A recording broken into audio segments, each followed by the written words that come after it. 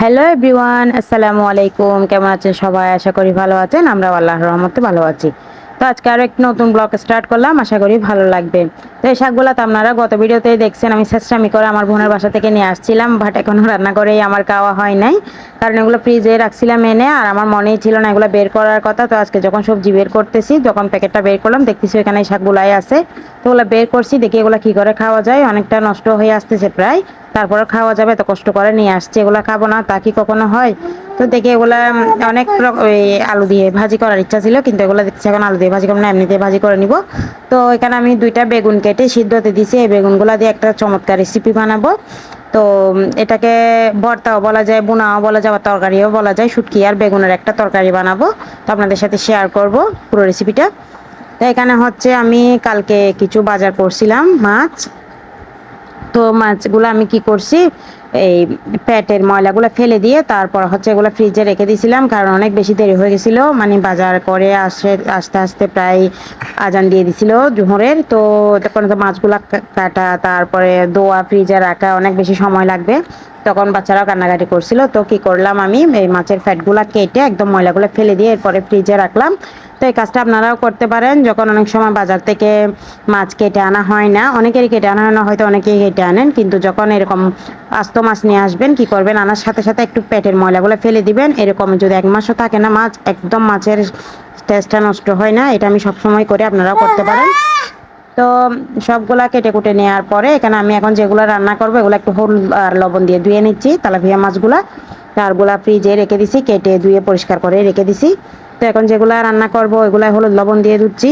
আর কেন জানি না, আমার সবগুলা মাছ একসাথে হলুদ লবণ দিয়ে ধুয়ে রাখলে মজাটা কেমন জানি কমে যায় মতো লাগে মাছের। বলতে পারবো না, এমনি ধুয়ে রাখি, কিন্তু হলুদ লবণ দিয়ে আমি যখন রান্না করবো তখনই ধুই। এরপরে হচ্ছে এগুলা ধুয়ে নিয়ে এগুলা ফ্রাইতেই দিয়ে দিলাম। তো বেগুনের বোনাটা করার জন্য আমি এখানে কিছুটা শুটকি নিয়ে নিচ্ছি। এখানে হচ্ছে এগুলা ময়লা শুটকি।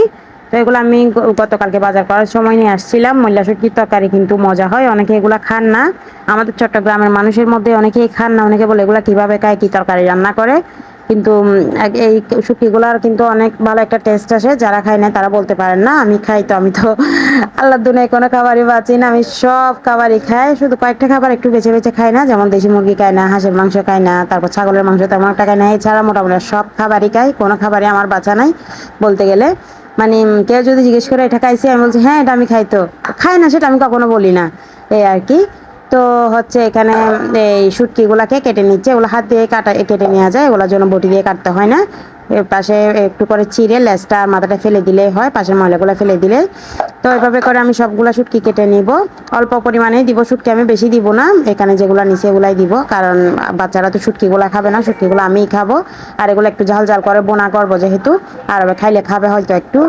তো জানি না, এগুলো আমার জন্যই বানাচ্ছে স্পেশালি। মাঝে মধ্যে নিজেরও অনেক কিছু খেতে ইচ্ছা করে, কিন্তু সব কিছু কাজের ঝামেলার মধ্যে আসলে করাই হয় না। তো মাঝে মধ্যে মানে কী খাবো কী খাবো চিন্তা করতে করতে আজকে হঠাৎ করে আইডিয়া আসলো, আমি আজকে মানে বেগুন দিয়ে শুটকি দিয়ে বোনাটা করবো, বুঝলে না। তো আফিফ অনেক বেশি দুষ্টুমি করতেছে, ওর জন্য ভয়েস ওভার আমি দুপুরে দিতেই পারি না কোনো মতে। রাত্রে ওরা ঘুমানোর পরে আমাকে ভিডিওতে ভয়েস দিতে হয়, না তো ওরা শুধু শুধু হলেও কথা বলবে, এগুলো সব সময় করে ওরা। মানে তো কালকে রাত্রে একটু ঘুম আসছিল, মানে একটু অসুস্থ লাগতেছিল, কাশি হচ্ছিল, তো কাশির ওষুধ খাইছি, ঘুম আসতেছিল, যার কারণে রাত্রে ভিডিও এডিট করতে পারি নাই। তো এখন দুপুরের দিকে করতেছি, তাই ও এত বেশি ভয়েস আসতেছে চারপাশ থেকে। তো এখানে মাছগুলা ফ্রাইতে দিয়ে দিছে, এগুলো এক পাশে ফ্রাই হয়ে আসতেছে। তো মাছ কিন্তু এবার ফ্রাই করে রান্না করলে অনেক বেশি মজা হয়, বোনা বোনা করে। মানে আগে আমাদের চট্টগ্রামের মানুষরা কখনো ফ্রাই করে মাছ খাইতো না, তবে এখন খাই। আগে চট্টগ্রামের মানুষরা ফ্রাই করে মাছ রান্না করলে এগুলাকে বলতো কি রান্না করছে, এগুলা কেমনে খায়, ফ্রাই করে মাছ, মানে চিটাঙের মানুষরা খায় না ওইরকম বলতো। কিন্তু এখন চিটাঙের প্রায় মানুষ ফ্রাই করে রান্না করে খায় মাছ। আর হচ্ছে মাছের মধ্যে মানে জিরা, তারপর রসুন এগুলো অ্যাড করে, কিন্তু আগে কখনো করতো না।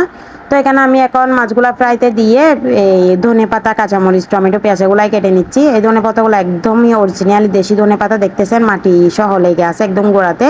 তো এগুলা বাজার অনেক বড় বড় লম্বা লম্বা এগুলো বের হয়েছে, কিন্তু এগুলা না, এগুলো হচ্ছে হাইব্রিডের। এগুলার চাইতে কিন্তু এগুলার টেস্টটাই ভালো আসে। আমার একটা অভ্যাস, আমি বাজারে গেলে কিন্তু একদম দেখে দেখে বাজার করি, মানে পুরো বাজার হাঁটবো, হেঁটে কোথায় কয় টাকা করে রেট সব কিছু দেখে এরপরে আমি আবার জিনিসগুলা কিনি। মানে দুম করে চোখের সামনে পড়ছে কিনে নিবো, সেটা আমি কখনোই করি না। তো এই কাজগুলো আপনারাও করবেন। মানে বাজারে গেলে আগে সব দোকানে গিয়ে গিয়ে রেট দেখবেন, রেখার পরে যেখানে দেখতেছেন 5 টাকা 10 টাকা কম আছে সেখান থেকে জিনিস নেবেন। তো এই আর কি। তো আমি এখানে মাছের জন্য তারপরে বেগুন বোনা করার জন্য সব কিছু কেটে নিচ্ছি। আর আমার বটিটা অনেকে কমেন্ট করছেন আমি এরকম বটি কেন ইউজ করি। এই বটিটা আমার কিন্তু অনেক বেশি পছন্দের, অলরেডি 2-3টা বটি আছে, কিন্তু এই বটিটাই আমার বেশি পছন্দের। এটা একবার ভেঙেও গেছিলো, এটা আমি আবার মানে ওই কি বলে ওয়ার্কশপে দিয়ে এটা আবার ঠিক করায় আনাইছি। কারণ দেখা যায় যে জিনিসটা হাতের কাছের বেশি প্রয়োজনীয় ওই জিনিসটা সবসময় ইউজ করতে ভালো লাগে। ওইটা ইউজ করতে করতে ওইটার প্রতি একটা কি মানে কি বলবো ওইটাকে মানে ভালো লাগা কাজ করে আর কি। তো এটা ছাড়া অন্য বটি দিয়ে কাজ করলে কিন্তু আমি তেমন ভালোভাবে কাজ করতে পারি না, এটাই আমার সবচেয়ে পছন্দের। তো এখানে আমি ধনে পাতাগুলো হাতে একটু ছিঁড়ে ছিঁড়ে নিয়ে নিচ্ছি। ধনে পাতাগুলো যেহেতু ছোট ছোট একটু হাত দিয়ে ভালো করে পরিষ্কার করে নিতে হচ্ছে, না তো ধনে পাতার ভিতরে অনেকগুলো ঘাস টাস থেকে যাবে এই আর কি। তো দেখা যায় রান্নাঘরে আসলে সব কিছু এভাবে করে গুছিয়ে নিতে নিতে অনেকটা টাইম লেগে যায়, তারপরেও চেষ্টা করি সব কিছু একসাথে গুছিয়ে করার জন্য। আর আগে তো চুলা ছিল 2টা, এখন চুলা হয়েছে একটা, যার কারণে মানে চুলাতে একটা কিছু দিয়ে এরপর কাঁচারগুলা করতে হয় এই আর কি। তো মাছ ফ্রাইতে দিছি যেহেতু সেই জন্য এগুলো করে নিচ্ছি। এবার মাছ রান্না করার পরে বেগুনেরগুলো প্রিপারেশন নিয়ে নেব, এরকম করে করতে হয়। তো মাছগুলা প্রায় শেষ, এখন আমি মাছগুলা বোনা করে নিব। বোনা করে নেওয়ার জন্য আমি একটা ফ্রাই প্যানে তেল তারপরে পেঁয়াজ মরিচ সব কিছু দিয়ে ভালো করে কষিয়ে নিচ্ছি। তো এখানে আমি একটা টমেটো দিছি, এটা একদম কুচি কুচি করেই দিছি, যেহেতু একটু গ্রেভিটা হবে তাই গ্রেভি গ্রেভি ভাব আসার জন্য একটু টমেটো কুচি করে দিছি। আর এমনিতে এখন তো পেঁয়াজের অনেক বেশি দাম, যার কারণে পেঁয়াজের চাইতে আমার মনে হয় একটা টমেটো দিলে একটু মাখিয়ে মাখিয়ে বাট্টা খাওয়া যাবে, এটাই মনে হয় বেটার অপশন। কারণ যখন পেঁয়াজের দামটা কম থাকে না তখন প্রচুর পরিমাণে পেঁয়াজ খাওয়া হয়, কিন্তু এখন তো পেঁয়াজের তো 100 টাকা প্লাস, এটা তো আর কমতেছেই না পেঁয়াজের দামটা। তো ইনশাল্লাহ যখন শীতকালের পেঁয়াজের পাতা বের হবে অনেক বেশি পেঁয়াজের পাতা দিয়ে দিয়ে আপনাদের সাথে রেসিপি শেয়ার করব পেঁয়াজ ছাড়াই। তো ভালো করে কষিয়ে নেওয়ার পরে এদিকে আমি শুটকির জন্য, শুটকি না সরি বেগুনের জন্য এগুলো যেগুলো কেটে নিছি। তো আজকে ভিডিও করার সময় কি হয়েছে কি জানি কিছু কিছু ভিডিও একদম বেশি জুম হয়ে গেছে, আমি খেয়ালই করি নাই, আপনারা একটু কষ্ট করে দেখে নেবেন।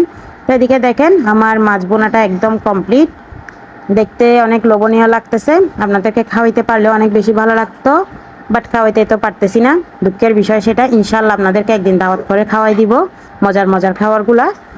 এরপরে হচ্ছে আমি বেগুনগুলো এখানে হাতে সব কিছু মেখে নিছি, মানে উপরের খোসাটা ফেলে দিয়ে বেগুনগুলো একটু হাত দিয়ে মাখাই নিছি।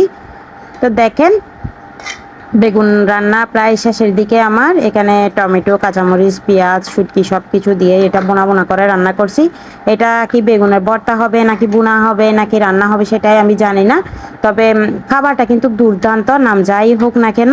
তো এখানে আমি কিছুটা ধনেপাতা ছিটিয়ে দিলাম, আর কালারটা তো দেখেই বুঝতে পারতেছেন মাশাল্লাহ সেই লাগতেছে, কিন্তু তাহলে এই টেস্টটা কেমন হবে গরম গরম ভাতের সাথে খাইতে গেলে কিন্তু অসাধারণ লাগবে। তো এটার পুরো রেসিপিটা ইনশাল্লাহ আমি নেক্সট ভিডিওতে শেয়ার করবো আপনাদের সাথে, কারণ অনেকে রেসিপির জন্য আগ্রহ হয়ে বসে থাকেন।